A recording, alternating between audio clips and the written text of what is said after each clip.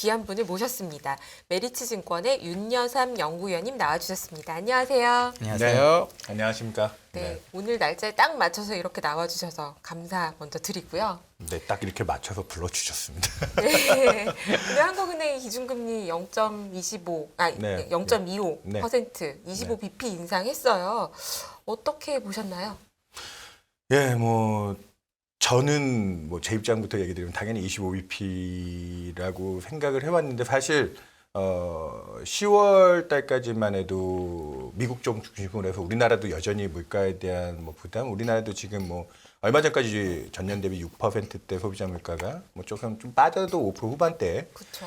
예, 그리고 뭐 지금 뭐 미국 쪽에서는 통화 정책에 대한 기대가 속도 조절론 얘기들이 나오긴 했지만 11월 FOMC에서도 파월 의장 같은 경우에는 최종 금리의 기대치를 9월보다도 좀 더 높여야 된다. 네. 뭐 그리고 불과 지난주까지만 해도 블라드와 같은 연준의 매파 강성 의원들은 뭐 7%대 이제 금리까지도 거론하는, 그러다 보니까 미국 쪽에 대한 통화 정책 대외적인 압박들을 생각하면 우리가 사실 10월 달에 무려 50bp 인상을 올해 7월에 이어 8월 한 번 25bp 하고 또 10월 달에 50을 하는 역사에 우리가 50bp 인상은 사실 올해 7월이 최초였거든요. 그렇죠.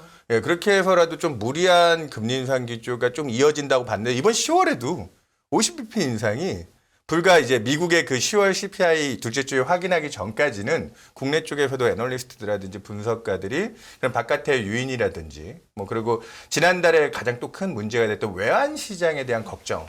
지난달에 원달러 환율이 한 1,440원대까지 치솟다 보니까 아무래도 또 무역 수지로 취약해진 우리나라 그 외환 시장 구조가 대외금리 차까지 악영향을 미치는 게 아니냐. 그래서 뭐 50bp 인상에 대한 압박들이 컸는데 그런 대외적인 불안 요인들이 잔재해 있지만 또 10월 달에 또 내부적으로도 또 금융시장에 불안 요인이 터지기 시작했죠. 그렇죠. 예, 뭐 혹자는 자꾸 레고랜드 사건이라고 하지 말라고 하는 분들도 계시던데 예, 꿈과 희망의 레고랜드가 예, 그런 꿈이 아닌 금융시장에 폭탄이 되고 그다음에 흥국생명 같은 기관에서 또 이제 유례 없는 또 콜옵션 뭐 미상환이라고 하는 네. 그런 해프닝들이 같이 벌어지면서 자금 시장을 주도하는 여건들이 굉장히 많이 취약해지는, 그래서 이제 지금 문제가 되고 있는 빠른 금리 인상에 따르는 부동산 시장의 냉각이라든지 그리고 ABCP 쪽 중심으로 해서 PF 쪽 부동산 프로젝트 파이낸싱이 좀 어렵다.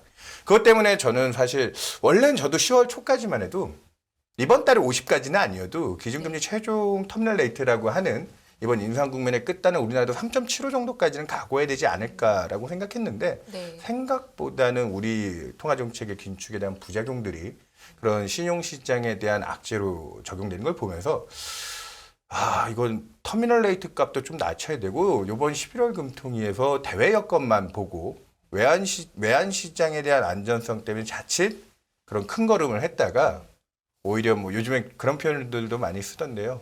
황새를 쫓아가다가 뱁새가 좀 어려워지는 그런 부작용들 보면서 이번에 25p가 적절하지 않았나. 그럼에도 불구하고 하나만 더 얘기 드리고 싶은 게 네. 이번 금통위의 의견은 그렇게 10월 달 미국 CPI가 좀 예상보다는 하회하고 미국 쪽도 통화정책 속도론 같은 피벗 기대들이 불거지면서 우리 기대도 25p로 낮춰지긴 했는데 관성이 있다 보니까 이달의 일부 금통위원들은 야, 그래도 아직까지 물가 기조라든지 이런 걸 생각하면 50bp 인상의 소수 의견도 나오지 않을까에 대한 주장들도 일각에선 있었어요. 네.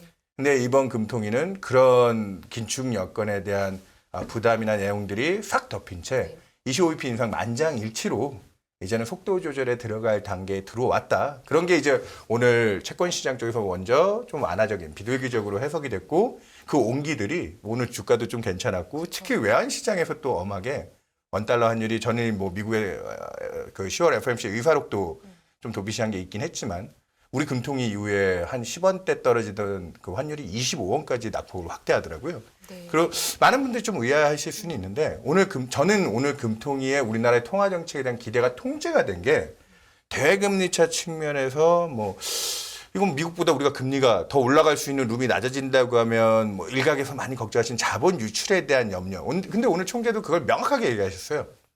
그거 한 변수만 가지고 그렇게 기계적으로 움직이는 게 아니다. 네. 네, 그런 것들이 확인되면서 오늘 전반적으로 우리나라 금융시장은 트리플 강세. 그래서 금통위에 대한 긍정적인 부분이 있었다. 이렇게 좀 길게 모두 발언을 정리해서 얘기 드리겠습니다. 올해 완전히 연초부터 해서 이 금리 얘기만 나오면 불안감에 저희가 굉장히 힘들어하고 네. 금통위를 보고 있을 때 저는 이제 유튜브로 보면 굉장히 마음이 불안불안한 느낌으로 봤었는데 오늘은 전반적인 분위기가 조금 릴렉스가 됐다고 봐야 될까요?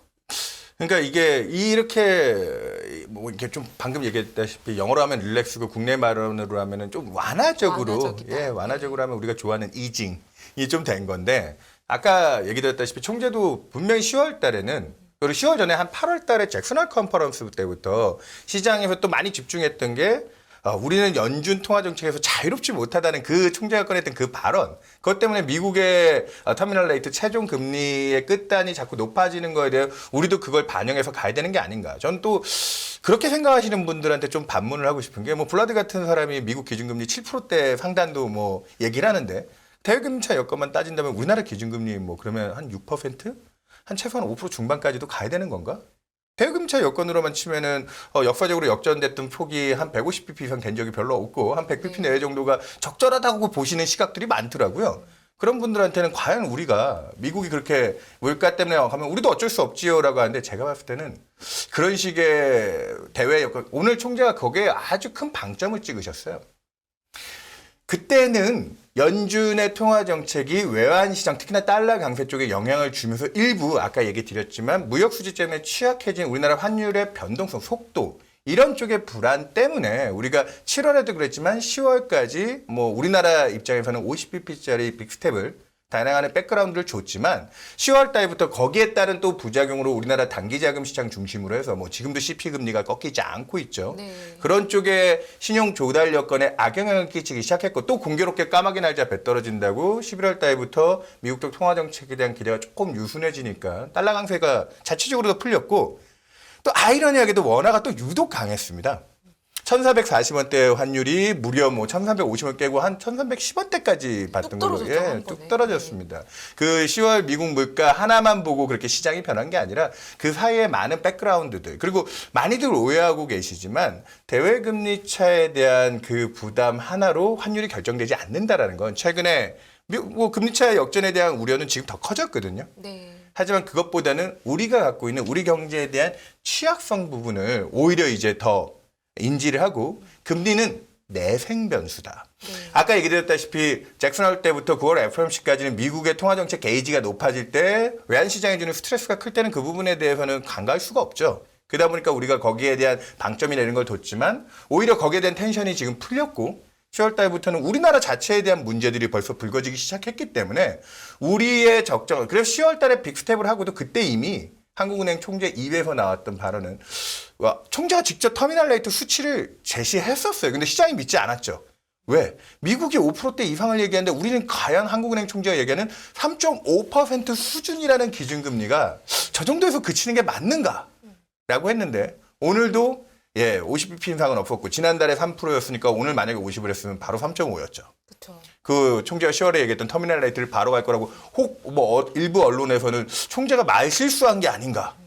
미국 따라서 한 50bp만 한 번만 올려도 그 최종금리 단에 바로 가버리는데 그 뒤에는 인상이 없는 거야? 그랬는데 이달에 25bp로 속도 조절을 했고 오늘 심지어는 금통위원들의 포지션에 대한 얘기까지 총재가 너무 상세하게 디테일하게 공개를 했어요. 네. 터미널 레이트의 금통위원 6분 중에 3분이 3.5% 정도면 이번 사이클에서는 적정하지 않는가. 네. 그리고 2분 정도가 3.75까지는 가능한데 그분들은 3.75를 확정적으로 얘기하기보다는 3.5에서 3.75까지 열어두고 가자라는 조금 더 윗단을 얘기하시는 금통위원 2분. 그리고 이제 오늘 3.25가 됐죠. 여기서 이제 추가 인상에 대해서는 신중해야 된다. 3.25면 충분하다는 금통위원 1분. 네. 이렇게 의견이 모아져서 우리는 지금 이제 3.25인데 내년 12월 달에는 금통위가 없거든요. 지금 이제 6주 간격 그러니까 분기에 2번씩 하고 있는데 내년 1월 13일이 이제 금통입니다. 네. 13일에 금요일 날 1월 달에 금통위가 예정되어 있는데 그 금통에서 3.5%까지 인상이 되면 이게 끝이 아닐까에 대한 기대가 우리나라 국내 시장에서 좀 퍼지기 시작했고 너무 빠른 게 아닌가라고 걱정할 수 있겠지만 그리고 미국 대외적 쪽 여건도 봐야 되는 거 아닌가라는 그렇죠. 생각을 하지만 그렇기 때문에 총재가 오늘 금리는 내생 변수다. 우리나라 경제 주체들 특히나 가계 기업들의 지금 부채 문제라든지 그런 쪽에 좀 더 영향을 주기 때문에 그 오늘 또 통화정책 그 성명서 문구의 결정문에 딱 한 단어가 또 추가가 됐습니다. 지난달까지만 해도 그냥 지금 현재 높은 물가 수준을 진정시키기 위해서 금리 인상 기조를 유지하겠다라는 문구가 있었는데 그 금리 인상 기조 앞에 당분간이라는 표현을 붙여줬습니다. 저희 같이 그런 디테일을 보는 사람들 입장에서 그 당분간이라는 그 한마디는 뭐 연준에도 그런 여러 가지 의미를 담는 단어들이 있잖아요. 당분간이라 하면 시간 계열로 보통 한 2, 3개월, 한 분기 내에 시계. 네. 그러니까 우리나라의 이제 금리 인상에 대한 타임라인은 앞으로 한 분기 내에는 어느 정도 가닥을 잡지 않겠냐. 그런 식에서 오늘 전체적인 금융통화위원회에 대한 시각은 조금 릴렉스, 이징됐다. 그렇게 보시는 게 맞는 것 같습니다. 네, 아까 장다행 금리 차, 아니 미국과 우리나라 금리 차 얘기하셨잖아요. 네네. 기준금리 차이가 많이 나는데 네, 10년물이 미국이 3.6 얼마까지 빠졌잖아요. 맞습니다. 우리나라는 그 정도는 아니고 네. 그래서 오히려 이 우리나라랑 미국의 금리 차가 확대돼서 원 달러도 강했다라고 보는 시각은 어떻게 볼까요? 저는 그래서 기준금리 차이는 사실 별 모르겠고 왜냐하면 기준금리 사는 건 아니니까 외국에서 사는 사람들이 그건 어떻게 보세요? 그래서 이 대외금리 차에 또 어느 정도 그 만기에 포커스를 두느냐에 따라서 사실은 많이 보는 것 중에 하나가 보통은 좀 왜냐면은 그 10년짜리도 무게감 있게 지표물로 많이 보긴 하지만 외환시장에서 자금 타임라인의 거래 타임라인으로는 보통 1, 2년 정도를 보기 때문에 단기금리 쪽에서의 스프레드도 좀 많이 보고요. 그렇게 따지면 미국 2년짜리가 4% 중반이 넘어 있고 우리나라는 사실은 뭐 지금 이제 3%대로 지금 내려앉았고 방금 얘기하셨던 10년 금리도 미국이 전일 종가가 3.6인데 오늘 우리나라 채권 시장이 또 나름의 파티를 했습니다. 그 통화정책에 대한 향후 기대라든지 그 부담들을 좀 덜어냈다라는 뜻에서 오늘 무려 13bp가 넘게 떨어져서 네. 우리나라 국채 10년짜리가 3.6%대 그리고 또 3년짜리가 근데 아이러니하게도 또 3.7%대입니다. 네. 그러니까 우리나라도 지금 장단기 금리가 역전돼 있는 상황이죠. 사실은 이런 부분들이 금융시장의 통화정책에 대한 이징과 금융시장에는 조금 한숨을 돌릴 수 있는 기회를 줬지만 채권시장이 지금 나타내는 시그널링은 사실 내년도까지 경제가 좀 안 좋을 거라는 걸 장단기 금리 역전으로 표현을 하고 있는데 중요한 포인트는 방금 얘기하셨다시피 대외금리차 자체에 포커싱이 돼서 뭐 10년 금리는 우리가 아직 좀 여유가 있는 듯 보였지만 그것도 붙어 있고 뭐 2년 내외 구간 단기 구간은 미국보다 훨씬 낮고요. 네. 그럼에도 불구하고 저가 보고 있는 대외금리차에 따른 채권시장의 펀드 플로우로 놓고 보면 저는 지금까지 대외금리 차에 대한 그 외환시장의 불안이라든지 그런 것에 대한 리스크를 보는 분들은 그러면 아주 명확하게 두 가지 증거를 갖고 오시면 참 좋을 것 같아요. 첫 번째, 외국인들이 우리나라 채권을 팔고 이 낮은 금리 나라에서 얼른 들고 나가야죠. 그리고 외환시장의 펀드환 쪽에서 받는 펀드환 쪽에서 외국인들이 오히려 우리가 지금 상대적으로 미래에 대한 금리 기대치가 낮은 거잖아요, 지금. 미국 기준금리가 우리보다 높아지고 뭐 이런 쪽에서 펀드환 쪽에서는 오히려 외환시장에서 그런 식으로 지금 달러를 들어가서 원화로 바꿔주면 프리미엄을 받고 있기 때문에 외환 쪽에서는 대려 외국인들이 원화 약세 요인 아니에요? 펀드환 쪽에서는 그런 프리미엄을 수취하면서 오히려 대려 외국인들의 채권 잔고는 그동안 지난 반년 늘지는 않았습니다. 크게 늘지는 않고 좀 횡보하는 기조인데 미국채 시장 지금 외국인들 보유 비중 보셨습니까? 최근에 일본을 필두로 해서 외국인들이 중국에 이전부터 팔았지만 지금 자국 통화 가치 방어한다고 미국채도 헐어서 팔고 있는 이 마당에 우리나라는 잔고도 유지가 됐습니다. 심지어. 그리고 또 중요한 건 만약에 또 하나 미국 금리가 그렇게 매력적이어서 대금리차에 대한 압박이 때문에 우리나라 지금 서학개미한다고 개인 투자들 많이 나가셨잖아요. 미국채 사러 다 가셔야죠. 달러 가치도 좋아 보일 텐데. 그런 움직임도 그렇게 유의미하게 변동이 없거든요. 그렇기 때문에 제가 되게 단순하게 수급적으로만 말씀드리면 방금 펀드환 쪽에 대한 환에서 받을 수 있는 프리미엄 그런 것도 감안하고 외국인 자금도 움직인다고 얘기를 다 풀면 복잡하니까 그렇게 간단하게 얘기 드렸는데 중요한 포인트는 외국인들이 국내에서 그 금리가 대외금리차가 좁혀지고 아직 역전이 된다고 해서 채권을 팔아제끼고 국내 투자자들이 그렇게 외국 대외금리가 좋다고 그걸 사러 나가는 그런 플로우가 없는 상황에서 대외금리 차로만 물론 오늘 한국은행 총재도 얘기했듯이 그건 되게 장기적으로 큰 틀에서는 중요한 하나의 변수이긴 하지만 그거 하나만 보고 그렇게 기계적으로 자금들이 움직이지 않는다. 지금 환해지를 우리나라에서 달러 하려면 지금 네. 비용이 얼마쯤 되나요? 비용이 좀 줄었나요? 되게 높았었는데 오늘 그렇죠. 이것 때문에 혹시 변화가 있었나요? 환해지 최근에 비용이? 아까 지난달까지만 해도 1,400 40원대만 갔을 때만 해도 제가 알기로 3개월짜리 수합 레이트 기준으로 한 1.5%포인트. 수합 레이트라고 하면 그 정도 자기가 빌리는 자금의 1.5%에 환해서 달러를 빌렸음으로 인해서 지불해야 될 비용이 있었는데 다행히 지금 대외금리차 쪽, 뭐 미래에 대한 금리차에 대한 FX 수합 쪽은 그렇게 크게 많이 변하지는 않았어요, 사실은. 그래요? 근데 외환시장 수급 쪽에서의 안정. 그러니까 지난달에 뭐 흥국생명 같은 데서도 사실은 신종자본증권이 해외에서 달러로 찍은 거였잖아요. 그렇죠. 근데 이게 좀 해프닝이 있긴 했지만 뭐 이게 사실은 환 조건을 제대로 파악하지 못하고 펀딩이 안 되다 보니까 부채만 딜레이 시켰다가 외환 쪽에서 지금 그게 5년 전에 2017년 10월 달에 발행할 때만 해도 1,150원대 그 수합 CRS를 통해서 5년을 매칭시키고 왔다가 네. 부채가 롤오버 되니까 환도 다시 어느 정도 해지를 해야 되잖아요. 근데 1년짜리만 하려고 해도 이건 제가 금액은 얘기할 수 없지만 어마어마한 네. 금액이 또 들게 그렇겠네요. 생겼더라고요. 네. 그러다 보니까 흥국생명에서도 그걸 인지하고 이틀 뒤에 국내에서 이제 자기 자산을 담보로 판매 조건부 채권 RP로 자금을 빌려서 그걸 껐는데 이게 되게 재밌는 게 이런 이 신종자본증권 쪽에서 나타난 채권 시장의 나비 효과가 5억 달러가 순식간에 달러의 부채를 상환하는 쪽에 단일 방향으로 움직여 버렸잖아요. 그 주에 분명히 미국 쪽 물가에 대한 방향성이라든지 여러 재료들이 달러 약세 쪽에 힘을 붙여주는데 우리나라 원화가 또 유독 강했던 게 그런 작은 이슈들이 또 나비 효과를 일으키면서 우리가 어려웠던 뭐 펀딩 문제라든지 달러 조달 쪽의 이슈 그때 뭐 신한은행 같은 데서도 캥거루 본드로 뭐 3억 달러를 차입한다든지 그리고 뭐 수출입은행, 뭐 산업은행 같은 데서도 연속 펀딩이 성공하면서 그 주에 자금시장 수급 여건들이 확 풀려버렸습니다. 네. 그러니까 근본적으로 우리나라 뭔가 외환 시장에서도 분명 우리나라 수입 업체들은 자꾸 환율이 올라가니까 무서우니까 선지급한다고 달러를 미리 땡겨다가 지급을 하고 수출업체들은 달러 벌어온 거를 바로 안 풀고 이제 달러 그 가치를 향유한다고 레깅하면서 갔던 것들이 펀더멘탈리 그런 것들이 언행되는 게 있긴 했지만 그 주에 그런 일부 그 자금 시장의 펀딩 성공들이 최근 원달러 환율이 유독 조금 강하게 움직였을 때 그런데 또 미천이 좀 됐고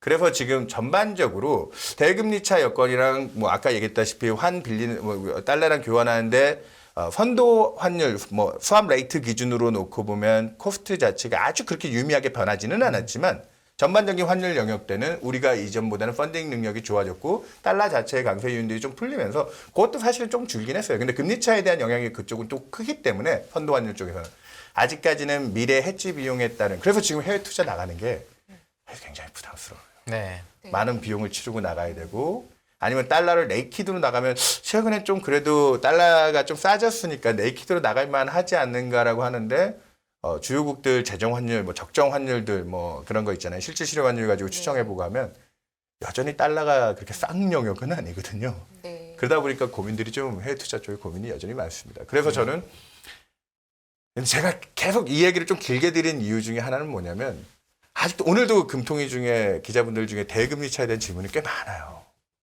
그러니까 그분들의 교과서에서 지금 그 이자율 평형 이론이라고 해서 인터레스트 패리티라고 하는 굉장히 경제학 교과서적으로 되게 당연히 맞는 듯한 이론이긴 한데 현실 세계에서는 그렇게 교과서적으로 움직이지 않는 저는 그 가장 대표적인 예가 대금리 차라고 보거든요. 네. 중요한 변수긴 하지만 우리가 이제 12월 달에 연준이 오늘 그래서 질문 중에 12월 달에 페드가 예상과 달리 75bp 인상을 해버리면 우리나라는 또 다급하게 12월에는 우리가 회의가 없잖아요. 그렇죠.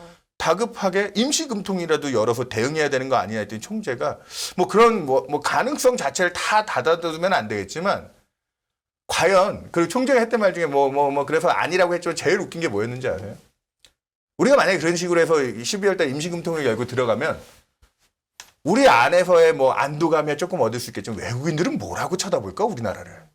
야, 쟤네들 진짜 그렇게 위험한 거야? 그렇게까지 외자 유출에 대한 그 한국의 펀더멘탈 아르헨티나 뭐, 같다. 아르헨티나 그죠? 네, 60%. 한국에 대한 펀더멘탈이 그렇게 자신이 없는 거야?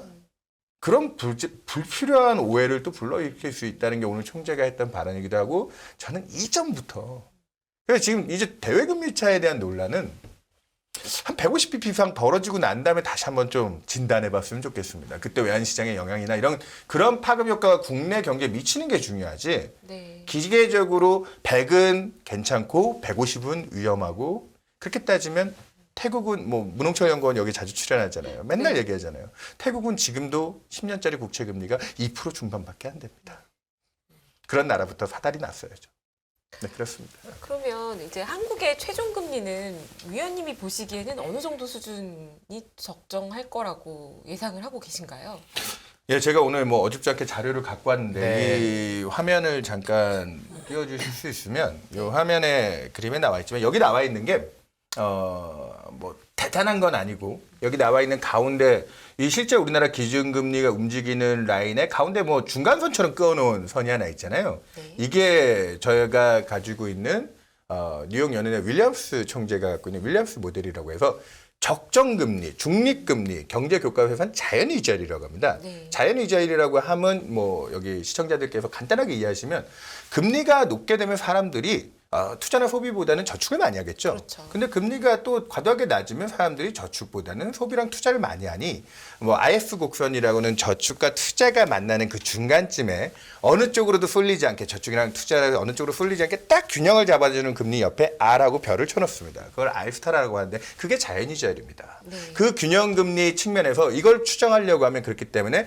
장기적인 그 나라의 성장의 추세, 돈을 벌 수 있는 능력 수준과 장기적인 물가 추세를 뽑아내서 그걸 가지고 그 나라는 어느 정도 수준이 감내 가능한 적정 수준이지라고 중립금리를 뽑는데 항상 우리 주가도 그렇지만 적정 가치로 늘 움직이지는 않거든요. 그렇죠. 그 상황에 맞춰서 적정보다 높은 긴축 영역, 적정보다 낮은 완화의 영역으로 움직이는데 현재 우리나라는 최근에 물가에 대한 추세가 조금 들리면서 성장에 대한 추세는 아닌데 자연이자율이 약간 슬라이트하게 올라가긴 했지만 그래서 얼마 정도 수준이냐? 예, 현재 우리나라는 2.4% 정도 수준. 이 수치가 그러면 신뢰 가능한 수준이냐? 당신이 만든 모델 기준으로 한국은행이 지금 총재가 정확하게 짚어서 얘기하고 있는 우리나라 중립금리 하단 2.25에 중립금리 중단 2.5% 그리고 이제 상단이 대략 2.7에서 3% 사이가 아니었겠느냐 총재가 오늘도 발언을 했는데 네. 그 말인즉 우리는 이미 적정하다고 보는 중립금리 수준 2% 중반을 뛰어넘는 긴축의 시대에 들어와 있는 상황입니다. 네.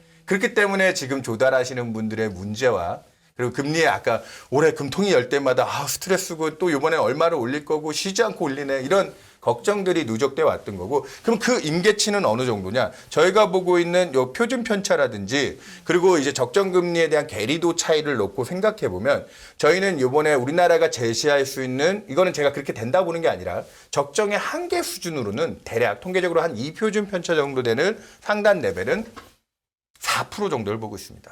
네. 그렇기 때문에 오늘 뭐 여기 방송 보시는 분들 중에 주식 투자자분들이 많으실 텐데 현재 저희가 보고 있는 최종금리 값은 그 4자를 보면 안 된다. 그래서 뭐 마켓 보면 일부 3.75 정도까지도 콜들이 존재하고 저희는 3.5면 이제 충분하다. 왜? 금융시장에 이미 이 조달 쪽에서의 스트레스들 이런 부분들이 반영이 됐기 때문에 여기서 더 무리하지 않는 게 맞다라고 생각하는데 혹이나 아까 뭐 미국 쪽 영향이라든지 진짜 그렇게 영향이 들어올 수도 있죠. 우리나라 물가가 내년까지 통제가 안 돼서 우리나라 기준금리가 4자를 가야 돼요라고 하는 상황이 오면 저는 주식 전문가가 아니잖아요. 하지만 제가 감히 얘기를 드리는데 뭐 여기 주식 전문가들은 두 분이 더 주식 전문가지만 코스피는 2,000을 지키기가 아마 힘들 겁니다. 네.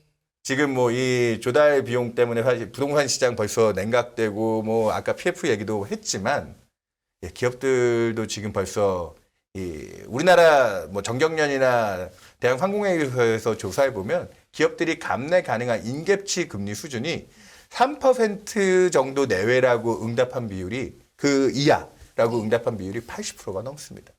그 3%는 기준금리로 응답한 거예요? 아니면 자기들이 돈 빌리는 기준인 거예요? 어떻게 응답한 거죠? 기준금리로 그 정도를 추정하고 거기에 네. 이제 자기네들이 빌리는 건 다 또 자기네 신용도에 따른 스프레드가 있을 텐데 네. 자기네들이 좀 따져봤겠죠. 기준금리 네. 3% 정도 되면 우리가 그 가산되는 이자 부담이 이 정도를 느니 뭐 그런 데 대한 부담들 악유를 했고 가계부채 같은 경우에는 특히나 연끌족들 중심으로 기준금리 3%일 때 작년에 원리금 상환 대출 주택담보대출을 받으신 분들이 4%대 대출을 받을 수 있었거든요. 네. 그런 분들이 서울의 중위값 아파트를 사시면은 뭐 LTV 비중으로 한 4, 5억 정도까지 대출이 나왔는데 그런 분들이 200만 원 초반대에 월 이자를 냈어요. 그것도 사실은 적지 않지만 서울의 월 가구 소득 한 500만 원 정도를 생각해 보면 DSR 기준으로 한 40%, 50% 정도 수준이었는데 지금 이미 기준금리 3% 올라와서 이자 부담액이 300만 원이 넘었습니다, 이미.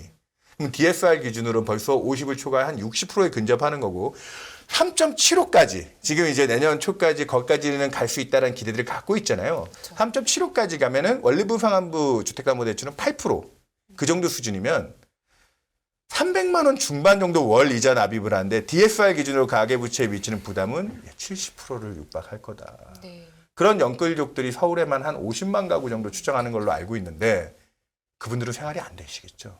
네.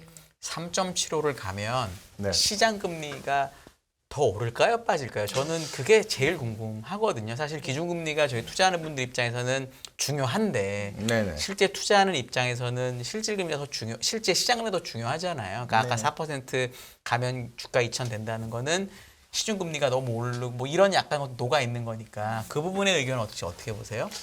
일단은 지금 3.75에 대한 프라이싱까지도 미리 마켓이 이전부터 해왔기 때문에 제가 뭐 이왕 했다. 네, 그림 살짝 잠깐만 네, 다시 네. 보여주면 올해 금리가 요동쳤던 2분기 말과 3분기 말쯤에 1년 뒤에 우리나라의 그 펀드금리 이거는 실제로 그렇게 간다가 아니라 펀드금리 이제 미래 거래하는 금리 기준으로 1년 뒤에 하루짜리 금리 기준금리를 추정하는 거죠. 얘 기준으로는 4% 이상대를 벌써 한 프라이싱들을 했어요. 근데 공교롭게 이때 환율 외환 시장도 굉장히 불안하게 움직였고 그쵸. 주가도 이때 굉장히 좀 취약성을 나타냈던 시점과 공교롭게 또 맞아 떨어집니다. 아무래도 뭐 기준금리가 우리 생활에 얼마나 위협이 되겠어. 낮은 저금리 시대에서의 금리 인상은 어느 정도 펀더멘탈의 개선을 뒷받침하면서 올라가기 때문에 문제가 되지 않지만 지금은 긴축의 시대잖아요. 지금부터는 정말 스트레스 구간이거든요. 그래서 보시면은 또 재밌는 그림 하나 더 연결해서 보여드리면 올해 보시다시피 대외금리 차도 얘기했죠. 우리나라 금리 그렇게 해서 열심히 올렸는데 외환시장이 약세랑 같이 갔어요. 네. 근데 공교롭게 이제 우리나라 금리 끝단에 대한 기대를 설명하기 시작하니까 이번 달 들어 환율이 또 급락을 하기 시작했고 아이러니하게 또 이건 또 역인과관계로 환율이 안정되니까 또 금리를 더 무리해서 올릴 필요가 없겠구나. 이런 식으로 작동을 하고 있는데 사실은 아까 질문하셨다시피 지금 통화정책에 대한 기대는 중간중간에 이미 아까 뭐 임계치라고 제가 얘기했던 4%대를 프라이싱을 하고 다녔고 그때 10월 달에 우리나라 10년 금리 고점이 얼마였는지 아십니까? 4.5 아니었나요? 네, 맞습니다. 네. 4% 중반을 이미 넘었는데 오늘 얼마라고요? 3.6%입니다. 우리 한 달 단간 동안 10년짜리 국채 금리가 무려 거의 1%포인트에 가까운 금리가 떨어져 버렸습니다. 네. 그건 이제 통화 정책에 대한 기대치가 약간 플라이트하게 정점에 대한 기대가 좀 빠지긴 했어도 이 시장의 채권 시장도 이 기관 투자자들 중심으로 미래에 대한 전망들을 녹이면서 가다 보니까 내년에 진짜 금리 인하까지는 할 수 있을지 모르겠지만 야 가만히 생각해 보니까 기준금리가 잘 가봐야 3.75 아니면 3.5까지 갈 것 같은데 4%까지 간다고 하면 단기 금리 중심으로 좀 더 스트레스를 받겠지만 미국 보십시오. 미국 기준금리 최종금리 값은 5자를 넘길 거라고 비둘기들조차도 그 정도 숫자는 인정하고 있는데 9월 달에 제시했던 4.75보다는 근데 우리 11월 FOMC 나올 때까지만 해도 미국 10년 금리가 4.1에 4.4%대 그 언저리 왔다 갔다 했거든요. 전일 종가 얼마입니까? 3.6%대입니다. 네.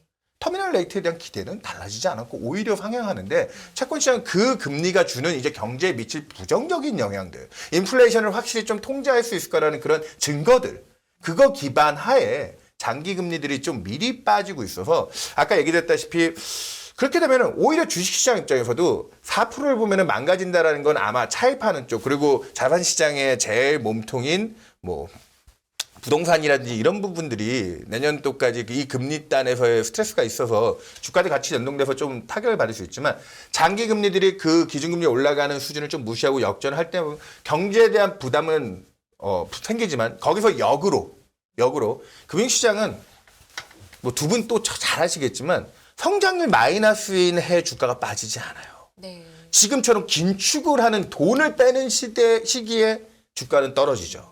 역으로 내년도에 기준금리 4%를 가도 우리나라 10년 금리가 지금처럼 내년에 그 4%대 금리가 경제를 다 망가뜨릴 거야 하는 기대에 장기 금리는 오히려 역전을 시키면서 이렇게 내려앉으면 거기서부터가 이제 유동성의 마중물이 시작된다라고 봅니다. 그때까지는 괴롭겠죠. 부동산이고 주식이고 부동산보다는 주식이 먼저 바닥을 잡을 거라 보긴 하지만 그렇죠. 그때까지는 괴롭긴 하겠으나 아마 저는 4%대 기준금리를 간다. 그러면 3년짜리 국채금리는 어쩔 수 없이 한 3.8, 3.9까지는 끌려가도 3년도 기준금리보다 거의 슬라이트하게 오를 폭이 없는 거 아닌가요? 그럼 지금에서? 저는 그럴 거라고 봅니다. 네. 오히려 그럼 채권 투자는 되게 지금 들어가야 되는 메리트가 있다고 볼 수 있겠네요. 지금 이미 늦었습니다. 아, 늦었어요. 이미 내려갔으니까. 아까 얘기 드렸다시피 아니 뭐 아직 빠질 놈이 있는 거 아니에요 하는데 아까 얘기 드렸다시피 한 달 단간에 채권 시장에서 4% 중반 이자를 주는 게 3% 중반 이자를 주는 단계로 떨어졌다는 그 1%포인트만 빼먹은 것만 해도 사실은 좀 채권 적지 가격은 너무 많이 움직였죠. 네. 제가 아는 투자자가 올해 9월 말에 3.8% 9% 하던 10년짜리 채권을 사서 4.6일 때 가격으로 손실률로 환산을 해봤더니 마이너스 7%인가 8%를 찍었었어요. 네. 채권으로. 근데 그분이 오늘자로 플러스 3%. 채권으로도 한 달, 한 두 달 단간 움직이는 동안 마이너스 7%도 받다가 거기 바닥 찍고 나서 그래서 쭉 올라온 게 10% 정도 상승을 했다는 거 아니에요. 그 정도의 가격 변동성을 보여줬으니 사실 제가 늦었다고 하는 거는 지금 그래서 안전자산의 가치가 없고 이제 금리가 더 안 떨어지겠느냐 그게 아니라 지금 이미 그 기조는 잡혔고 아주 싸게 사는 구간들은 원래 그렇게 발바닥에 가격들이 그렇게 잘 머물러 주지 않잖아요, 사실은. 그런 식으로 채권 시장은 이미 조금 움직이고 있다. 안전하다고 보는 국고채 중심으로 통화정책에 대한 내년 1분기까지의 뭐 통화정책에 대한 노이즈들은 남아있지만 그 부분들이 시계 안에 우리의 프라이싱 안에 이미 다 들어와 있기 때문에 아니 또 이러다가 7월 8월에도 뭐 피번 얘기하면서 금리 좀 빠졌다가 뒤에 또 끌려가던데 그때는 인플레이션 관련돼서 좀 예단을 하다가 8월 9월 달에 미국 CPI 또 높게 나오면서 좀 당했던 부분이 있었는데 그리고 미국 통화정책 기대도 더 조정되는 부분이 있었는데 전 개인적으로 지금 국면은 그런 인플레이션에 대한 노이즈들을 한꺼풀 베끼고 지금은 이제 예단하는 수준은 넘어섰다고 봅니다. 오늘도 뭐 아까 인포맥스에서 떴던 기사를 보니까 뉴욕타임즈의 폴 크루그만 그동안 인플레이션 일시적이라고 얘기하면서 요번에 좀 나름 좀 고생을 하셨던 저희와 똑같은 배를 탔던 크루그만이 지금 물가 쪽에서 약간 과잉된 데이터를 반영하고 있는 게 그 주거비 쪽에서의 그 후행적인 왜냐면 미국의 주거비들을 서베이로 받아가지고 CPI에 넣는 상황이기 때문에 아직까지 사람들의 센티먼트가 돌지 않아서 그렇긴 한데 실제 미국의 렌트닷컴이라고 하는 사이트를 들어가 보시면 거기서 내셔널 와이드 기준으로 월간의 렌트비들을 가장 속보성 있게 집계해주는 기관 중에 하나인데 지난 10월 달 데이터가 수치가 나와 있는 게 MOM으로 전월 대비 마이너스 2.5%를 찍었습니다. 네. 지금 이런 식으로 가장 미국 CPI에서 30%가 넘는 비중을 차지하고 지금 가장 후행적으로 미국 물가를 서포팅하는 제일 부담이라고 하는 주거비 단에서의 압력도 빠지는데 우리나라는 지금 주택시장 냉각되는 속도가 미국보다 더 빠르거든요. 그렇죠. 그런 단에서의 인플레이션에서 주는 환기 시사점도 7월 8월 달에 우리가 예단하면서 기대했던 피벗 때보다는 훨씬 지금 좀 상황이 달라졌다. 그래서 통화정책에 대한 최종값에 대한 믿음들을 우리도 3.5% 정도 수준, 미국도 뭐 7% 운운하는 수치들이 있지만 저희는 일부 비둘기들이 주장하는 5% 내외 한 5.25 정도까지 프라이싱 정도가 적절하다고 보고 있기 때문에 타임라인으로만 보면 내년 1분기가 주요국들의 통화정책에 아마 이제 주요한 뭐 피벗도 확실히 완화로 도느냐 아니면 옆으로 횡보만 할 때부터 피벗이냐라고 하지만 저는 인상의 긴축에 이게 쪼르던 이 압박만 풀어주는 것만 해도 크게 지금 금융시장이 그런 식으로 한숨을 돌리고 있다고 보고 있거든요. 그런 식의 피벗은 내년 1분기부터는 좀 본격화될 수 있다 그렇게 보고 있습니다.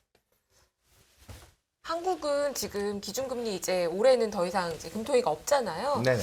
그러면 이제 우리가 12월에 FOMC를 또 보게 될 텐데요. 네네. 그때까지는 이제 금리가 뭐 크게 움직이지는 않을 분위기잖아요. FOMC 이번에 또 다시 매파적인 분위기로 움직이진 않을지 왜냐하면 또 지금 이렇게 자산시장 분위기가 주식시장부터 네네. 아 이제 연준도 돌아설 거고 뭐 괜찮다 이제 정점을 지나가고 있다 이런 얘기 나오면 약간 훈풍이 불 때 다시 연준이 매파적인 발언을 해왔잖아요. 어떻게 보시나요? 뭐 아직 그러니까 이게 사실 연준도 올해 작년부터 보시면 알겠지만 물가에 대한 미스라든지 그들이 되게 의사결정자들이기 때문에 되게 많은 정보를 갖고 행한다고 하지만 작년 9월 달에 2023년 연방금리 추정치를 점도표 중간값으로 1%를 제시했었거든요. 네. 근데 지금 이제 지난 9월에 4.7을 넘어 지금 5%대를 조정하는데 그런 측면에서 연준의 정책 신뢰성도 많이 무너졌죠. 그쵸. 근데 여기 차트 보시다시피 이게 지난주에 이게 뭐 시장에 지난주에 제일 화제가 됐던 차트예요. 세인트루이스의 블라드 총재가 여기 나와 있다시피 경직적으로까지 근데 사실 그렇게 따지면 올 초부터 사실 경직적으로는 7%대 연방금리 프라이싱이 나왔는데 블라드 총재가 그때는 이 숫자를 얘기하지 않았어요. 뭐 적응적인 부분이 있어서 그렇긴 하지만 완화적으로 다소 덜 제약적인 수준에서의 연방금리에 대한 레벨은 딱 5% 정도 이 레인지에서 이 안을 얘기하고 있습니다. 그렇기 때문에 일부 비둘기파들도 이 기준하에 5자 정도의 연방금리는 인정해야 되지 않을까 얘기를 하고 있는데 제가 좀 또 연결해서 보여드리고 싶은 게 네. 미국만의 문제가 아니라 지금 뭐 전 세계적으로 사실 중앙은행들이 금리도 올리고 또 자산을 줄이는 뭐 양적 축소, QT라고 하죠. 그런 것들을 진행하면서 글로벌 통화 정책에 대한 게이지들 이전 직전 대비해서 긴축으로 하면 할수록 아래쪽으로 가는 긴축의 이제 압박. 이 게이지를 놓고 보면 글로벌 제조업 경제에 대한 방향성은 비교적 명확하게 내년도 경제를 걱정할 수밖에 없는 정도 수준에 지금 보시면 알겠지만 금융위기 이후로 이렇게까지 통화 정책의 부담, 스트레스가 쌓인 적이 없고요. 이걸 또 연결해서 간단하게 하나 더 보여드리면 지금 보시다시피 이제 중앙은행들의 자산의 증가율 기준으로 놓고 보면 또 아까 얘기드렸던 금융시장의 P라고 할 수 있는 유동성. 그래서 그걸 금융환경지수로도 좀 많이 비춰보는데 금융환경지수가 지금 굉장히 위축돼 있는 상황이죠. 위축돼 있는 상황인데 팬데믹 이후로 최고 바닥을 찍었는데 지금 중앙은행들이 열심히 자산까지 정리해 가면서 돈을 유동성의 풀을 빼고 있잖아요. 이 기조까지 더했을 때 사실은 저는 그렇기 때문에 내년 초까지 펀더멘탈 쪽에 대한 부담과 그리고 주식시장도 사실은 지금 약간의 아까 쪼였던 숨통이 좀 풀리면서의 반등들이 나오고 있지만 이게 진짜일까에 대한 고민들도 계속 하고 계신 것 같아요. 사실 주식시장의 진짜 하드 데이터이다 펀더멘탈이라고 하는 건 실적일 텐데 이번 3분기 실적을 까봐도 뭐 일부 제조업체라든지 은행들 중심으로 좋았지만 테크 업체들은 이미 조금씩 미스를 내기 시작했고 특히나 지금 10월, 11월 달 들어서 미국 주식시장에서 제일 약세를 나타내는 업종 중에 하나가 소비재더라고요. 네. 지금 보시면은 미국 소비가 그렇게 좋은 듯 보이지만 단가 영향 때문에 그동안 물가 오른 것 때문에 매출단에서의 좋아 보이는 부분이지 볼륨이나 이런 재화 쪽에 대한 수요들은 이미 망가지기 시작했다라는 점입니다. 네. 그렇기 때문에 제가 앞서 뭐 미국의 주거비 후행적인 그 물가 쪽을 얘기했지만 재화 쪽의 물가는 이미 곤두박질을 치고 있고요. 거기에 제일 핵심 증거 중에 하나는 컨테이너 운임이죠. 작년까지 뭐 원자재 가격들 급등하는 과정에서 멀크 운임이 미리 좀 빠졌긴 했지만 올해 들어와서 상반기까지 버텼던 서플라이 쇼크 때문에 공급망 이슈 때문에 버텼던 그 상하이에서 LA 발로 가는 컨테이너 운임이 작년에 피크일 때 박스당 12,000달러까지도 찍었던 게 최근에 2,000달러가 안 됩니다. 2021년 평균 수준보다도 지금 낮아졌습니다. 네. 그 말인즉 이 통화 정책에 대한 압박과 게이지가 물가 쪽은 이제 정점을 치고 피크를 돌아가는데 거기에 대한 의심은 남아있지만 비교적 아까 얘기 드렸다시피 글로벌 PMI라든지 지금 금융시장에 이 압박을 하는 이 압력 측면에서는 내년 초까지 상당히 부담스러울 것 같다. 그러다 보니까 저는 이제 채권쟁이라서 아까 뭐 채권 지금도 지난달에 사셨으면 더 좋았을 텐데 그거 어떻게 발바닥을 그렇게 쉽게 잡겠습니까? 그럼에도 불구하고 안전자산으로서의 채권 특히나 국고채 중심으로는 이런 쪽에 대한 기대들 지금은 유동성 측면에서 거래가 잘 되고 안전성이 높은 국채들에 대한 관심. 그래서 미국채가 5%대 연방금리를 무시하고 10년짜리 채권은 지금 3% 중반까지 내려와 있다. 12월에 FOMC에서 네네. 50 베이시스 포인트 올리면 완화적으로 평가할까요? 아니면 그냥 기대 수준일까요? 원래 며칠 전만 해도 50이었으면 완화적이라고 느꼈을 텐데 네. 지금은 약간 거의 기대 수준에 가까워진 것 같아서 왜냐하면 주식이라는 건 항상 채권에서 미리 예상을 해야 되니까 위원님 어떻게 하세요? 50을 올렸다. 그럼 시장이 우와 아니면 뭐 예상했어. 뭐 어떻게 보세요? 지금은 이미 방금 얘기 드렸다시피 약간 미리 이제 그렇게 좀 이 멱살을 풀어줄 거라는 기대를 가지고 움직인 위험자산들이 벌써 폭들이 움직였다 있었고, 보시는 거죠 어느 정도는. 예, 네. 어느 정도 움직였다 보고 그래서 중요한 게 12월 FOMC 직전에 발표되는 또 11월 물가가 중요할 것 같습니다. 거기서 만약에 조금이라도 또 언더 쪽으로의 서프라이즈를 기록해 준다고 하면 12월 FOMC에서 50bp 인상을 해도 그 톤이라든지 내년에 대한 터미널 레이트 기대들이 달라질 거기 때문에 거기서 뭐 산타랠리 얘기하시는 분들이 추가적인 기대들을 조금 더 네. 하고 가시는 부분이 있는데 그리고 제가 개인적으로 또 하나 보여드리고 싶은 그림이 앞서 연결해서 들어왔지만 지금 페드 입장에서는 사실 올해 뭐 몇 번에 3월 달에도 있었고 특히나 7월 8월 달에 주가 올라갈 때 피벗 얘기 나올 때 그때 근데 피벗이 제대로 연결되지 못하는 가장 결정적인 이유 중에 하나는 여기 BI, 브레이크 이븐 인플레이션이라고 해서 이게 물가치와 명목치 사이의 스프레드 기준으로 시장이 끊임없이 물가치는 이자가 낮거든요. 네. 그 낮은 이유는 명목치 대비 이자가 훨씬 낮은 이유는 그 차이만큼을 물가 상승분으로 우리는 보상을 받을 거야. 그래서 항상 물가채를 사는 분들은 명목채 대비해가지고 물가로 보상받을 수 있는 거리만큼의 그 물가 기대치를 그래서 명목채 물가채 사이만큼이 기대 인플레라고 보고 있습니다. 네. 그 정도는 내가 물가채 원금으로 이자 그 인플레로 보상을 받는다. 근데 그게 지금 7월 8월 달 피벗 할 때도 약간 주가와 함께 이게 올라갔어요. 그럼 중앙은행 입장에서는 인플레 기대를 통제하는 게 가장 중요한 목적인데 그러다 보니까 8월 달 잭슨홀 컨퍼런스부터 9월 FOMC까지 또 매파적으로 나왔고 그렇게 해서 기대 인플레와 주가를 한 번 또 끄잡아 내렸습니다. 근데 이게 또 10월 달, 11월 달에 시장은 또 끊임없이 트라이 하죠. 중앙은행 이 정도까지 또 주식은 원래 긍정적인 거예요. 원래 주식은 원래 그렇습니다. 원래가. 그래서 끊임없이 트라이 할 때 주가와 함께 BI가 같이 올라갔는데 이번 국면이 다른 가장 큰 차이점 하나.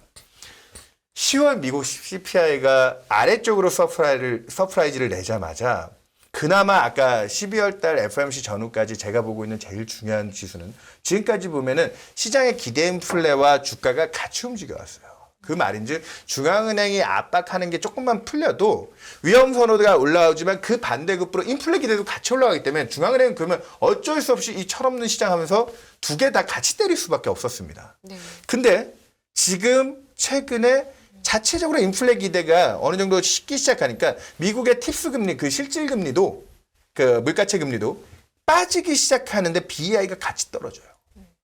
달러가 약세인데 유가가 같이 빠집니다. 네. 이거는 통화정책 당국 입장에서는 자기네들이 제일 원하는 시나리오 중에 하나예요. 기대 인플레가 통제되는데 사실 주가 빠질 만큼 빠졌다고 생각하시는 투자자들이 많잖아요. 근데 얘 때문이거든요. 주식이 맞는 이유는. 근데 그 기대 인플레가 12월 FOMC 전에 미국의 또 물가 11월 달 데이터가 아까 제가 월세만 해도 전월 대비 2.5%나 빠졌고 또 미국의 의료보험이 팬데믹 구간에 조금 이제 정책으로 1년 유예해 줬던 걸 지난해 10월부터 올해 9월 달까지 그 의료보험료를 역으로 받아서 그게 한 4, 5bp 정도 또 물가에 굉장히 또 업사이드에 계속 1년 동안 부담을 주는 누적되는 압력이 있었는데 그게 지난달부터 또 꺾여서 역으로 또 5bp 이상을 빼줍니다. 그러다 보니까 물가를 전방적으로 이제 정책 효과까지 해서 빼주는 힘들이 11월 달 지표에도 또 연속돼서 나올 수가 있어요. 그렇다고 하면 나타날 때 확인해야 될 제일 큰 증거 BI가 빠지는데 주가 안 빠진다? 그거는 이상한 현상이 아닙니다.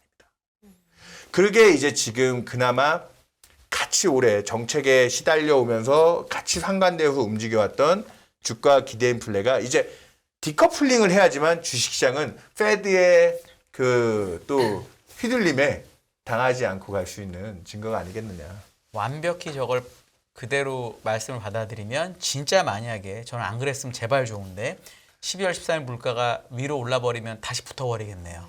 그대로 붙겠네요. 그러면 뭐 이제 올해 뭐 산타는 없다고 생각해야죠. 지금까지의 랠리의 기대는 의외로 기대 인플레이션이 잡혔기 때문에 맞습니다. 페드가 굳이 우리를 안 팰 거고 네. 그러니까 저거와 괴리를 만들어서 주가를 올렸는데 맞습니다. 만약에 12월 13일 날 밤 10시 반이 우리 시간으로 아니면 저거 바로 붙을 수 있다 이렇게 말씀하신 거죠. 맞습니다. 정확합니다. 네, 그럼 그게 그렇죠. 지금 올해 남은 연말을 어떻게 잘 마무리하느냐에 제일 큰 변수일 것 같아요. 12월 초 실업률은 어떻게 영향 별로 없을까요? 12월 2일인가 3일인가 나오잖아요. 그거는 영향 별로 없을까요? 그러니까 이달도 보면은 지금 신규 실업자 청구 건수를 놓고 보면은 조금 뭐 컨센보다 잘 버티다가 또 이번 주에는 또 예상보다 좀 높게 나왔고요. 뭐 일주일씩이니까 그건 네.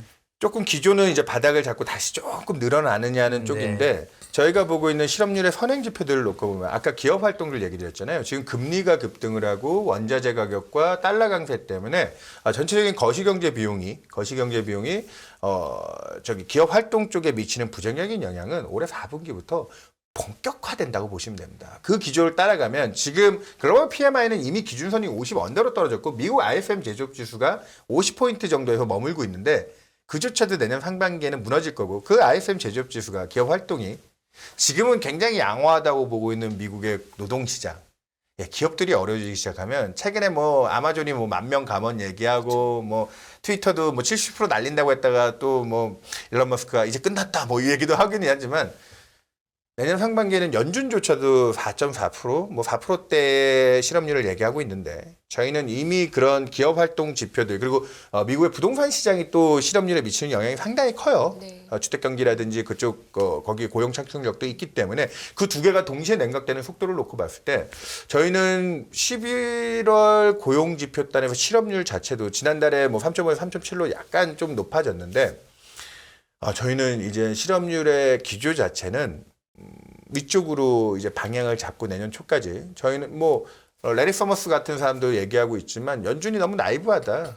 지금 정도 기업 활동들 위축되는 그렇게 해피하게 끝낼 수 있을 것 같죠. 연착륙은 없다. 지금 이 정도까지 들어왔으면 그러면 이제 하드랜딩 기준으로 놓고 보면 레리 서머스는 뭐 5%대 실업률은 아주 쉽게 그 정도는 받아들여야 되지 않겠느냐 얘기를 하는데 저희는 고용 지표의 크랙도 내년 1, 2월 달이 기업 실적들이 이제 4분기 수치가 나올 때 그때부터 기업들의 이제 본격적인 고용과 채용에 관련된 뉴스 플로우들이 구체화될 거고 그러면 1분기 말에서 2분기쯤 넘어갈 때쯤이면 실제 미국 실업률이 이제 4자를 뚫고 이제 어느 정도 경기 둔화되는 여건을 내년도에 뭐 미국 성장률 우리나라 오늘 하는도 한 0.3% 추정해 놨던데 뭐 일각에서 마이너스도 보고 있거든요. 네. 그런 쪽에 맞는 고용 여건 그리고 아까 소비자 얘기했지만 지금 단가 영향 때문에 매출단에서 미국 소비가 되게 좋아 보이지만 그걸 제외한 실질 소비는 이미 정체되기 시작했어요. 네. 그런 쪽에 크랙까지 생기면 미국 경제 뭐 고용시장 좋고 소비 견조한데 뭐 과잉저축도 있지 않아? 그 과잉저축조차도 브루킹스 연구소 같은 데서 추정해보면 뭐 2조 달러 뭐 이렇게 얘기했는데 실제로 이번에 재산정된 계정들 그리고 저소득자 중심의 추정해보면 저소득자는 이제 저축도 안 남았어요. 이제 그 사람들은 이미 다 썼어요. 그래서 그 기준 놓고 보면 1조 달러도 이제 안 남은 것 같은데 뭐 이런 정도의 환경이기 때문에 저는 내년도 상반기쯤에는 그렇게 견조하다는 미국 경제도 통화정책을 멈추게 할 수밖에 없는 그리고 내년 하반기쯤 가서는 연준이 올해 꿈도 꾸지 마.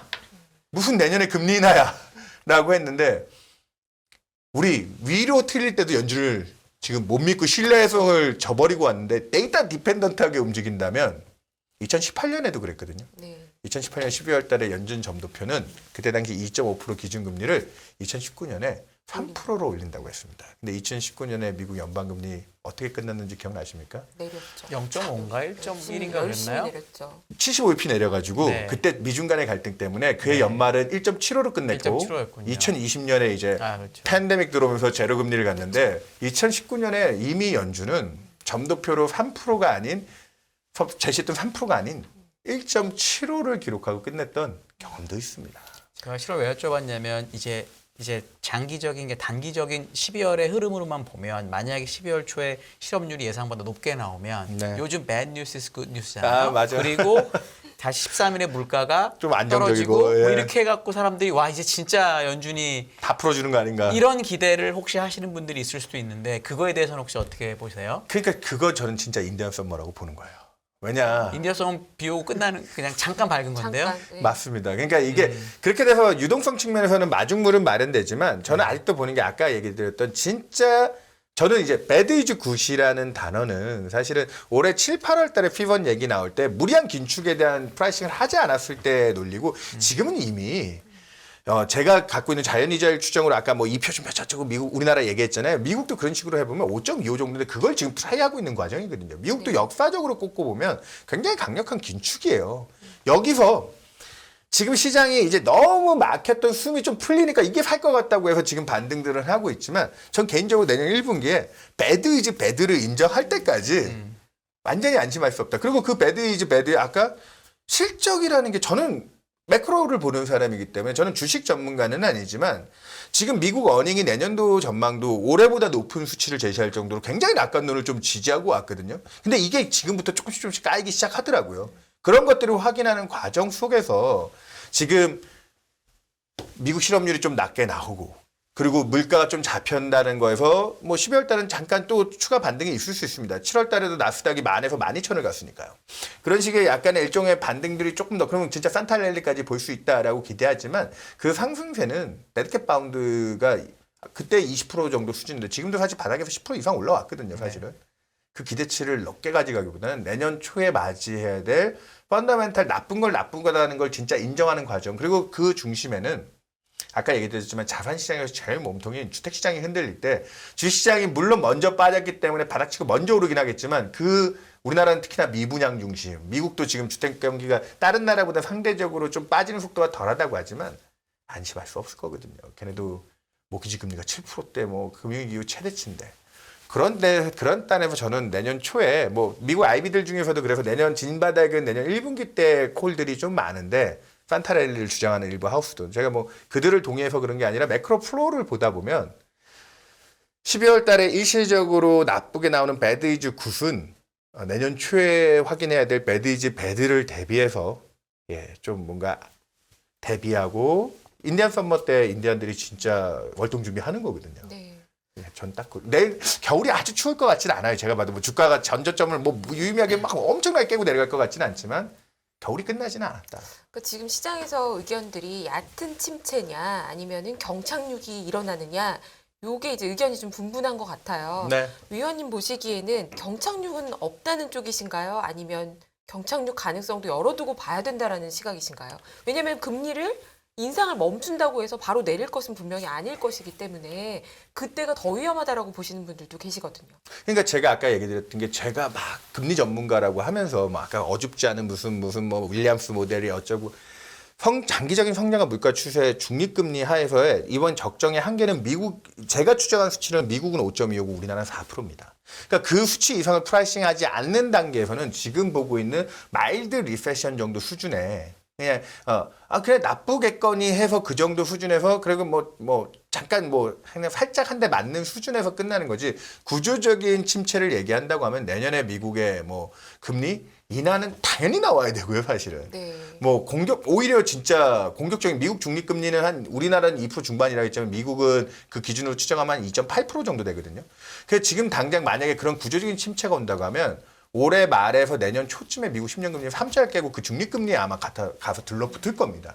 아직까지는 그 정도는 아니에요, 분명히. 그 정도는 아니기 때문에. 경착륙이 없다고 하면 지금 시청자분께서 아까 네. 피벗 만들기라는 분이셨던 것 같은데 네. 경착륙이 없으면 회사채 사는 거는 어떻게 보시냐는데요. 그래서 그게 저는 진짜 오늘 뭐 방송 보시는 분들 중에 사실 요즘에 진짜 체린이라고 하는 분들이 조금씩 늘어나고 있더라고요. 네. 그런 분들 기준으로 놓고 보시면 우리나라는 특히나 지금 신용 이벤트가 좀 불거졌기 때문에 아직까지는 조금 내년 초 특히나 미분양이 어떻게 진행되느냐 그리고 거기에 이제 삽도 못 든 진척률이 좀 진행된 그런 그 사업이야 완전히 접을 수가 없기 때문에 그렇죠. 그쪽에 디폴트 가능성은 좀 제약되겠지만 브릿지론 같은 거는 이제 땅만 서는 데들은 아마 자초되는 것들이 꽤 나올 거예요. 네. 거기서 이제 취약한 뭐 여전사, 증권사, 뭐 저축은행 이런 금융기관들이 건설사와 함께 휘둘리는 그때가 옥석가리기의 핵심일 거기 때문에 그때까지는 크레딧 스프레드 지금 CP 금리가 그렇게 정책들이 좀 나와주고 오늘도 한은에서 도와준다라고 금통위 때 또 같이 보조적인 정책이 나왔지만 CP 금리가 그렇게 유의미하게 빠지지 못해요. 여전히 안 좋은가요? 한국 연말이어서 혹시 그런 건 아닐까요? 네. 부기 많이 잡혔어. 사고 싶어도 못 산다는 분들도 있는데 매니저 중에서는.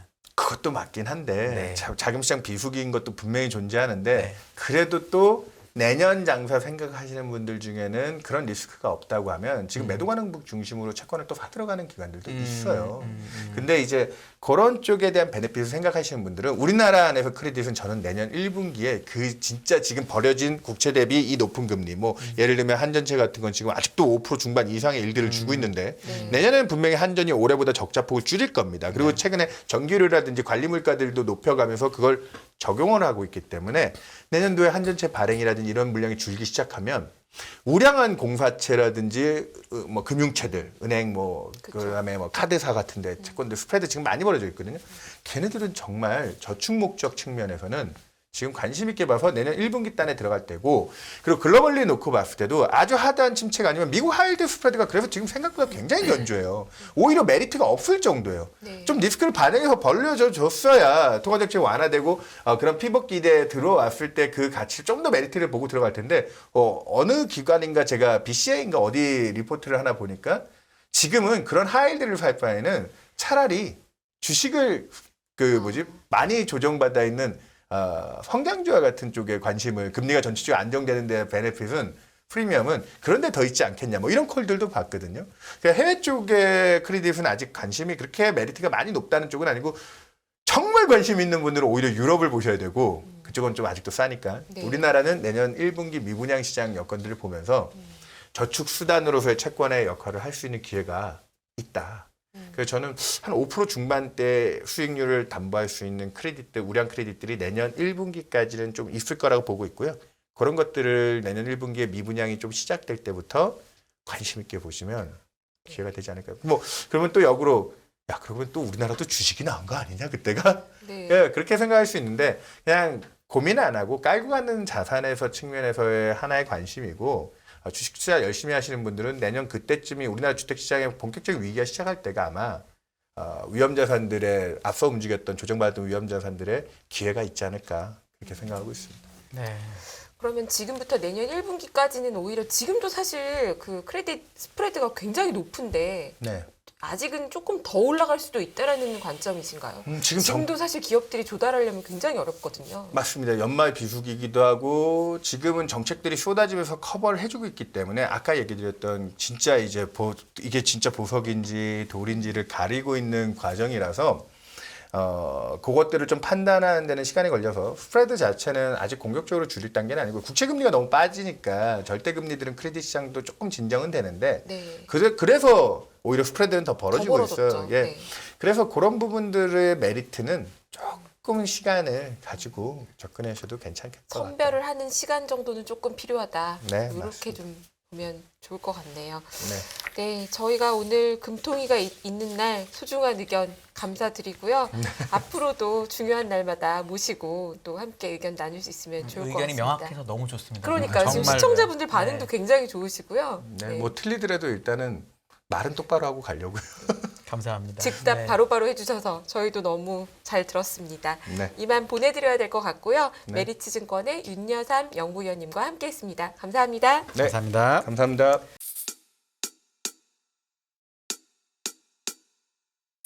지금은 현명한 지혜가 필요한 시점입니다.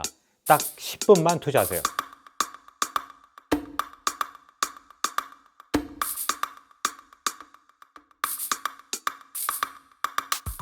제 영혼을 갈아 넣었습니다. 다음이 뭔지 궁금하지 않으세요? 이제는 더 이상 늦출 수가 없습니다. 전례 없는 금리 인상이죠. 환율 너무 어려워요. 결론만 알려주세요. 당신은 외환 모태솔로입니다. 환율 그동안 너무 어려우셨죠? 이제는 쉽다 말할 수 있을 거예요. 오늘부터 환율과 썸 타시겠습니까?